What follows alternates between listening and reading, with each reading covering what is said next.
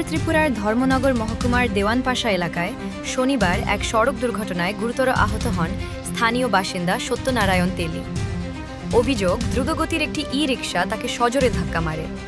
আহত অবস্থায় তাকে উদ্ধার করে চিকিৎসার জন্য হাসপাতালে নিয়ে যাওয়া হয়। ঘটনায় এলাকায় চাঞ্চল্যের সৃষ্টি হয়েছে। আমাদের কাছে একটা কল আছে ওই দেওয়ানপাশা নেয়ার এসপি অফিসের সামনে থেকে। তো একটা টুকটুক একটা পথচারীকে পুশ করে, টুকটুকটার নাম্বার TR05ER3872 এবং পথচারীর নাম সত্যনারায়ণ তেলি, বয়স 48 বছর। ওনার বাবার নাম রামভোজন তেলি, ওনার বাড়ি দেওয়ানপাশাতে। তো উনি রাস্তার মধ্যে ওই চলাচলের সময় হঠাৎ করে একটা এই যে নাম্বার বললাম এই নাম্বারে টুকটুক এসে পুশ করে, ওই এতে উনি একটু সিরিয়াসলি ইনজুর হয়। তো ওনাকে রেস্কিউ করে ধর্মনগর হসপিটালে শিফট করে দিয়েছি, ওনার চিকিৎসা চলছে। ঘটনাটা কোন জায়গায়?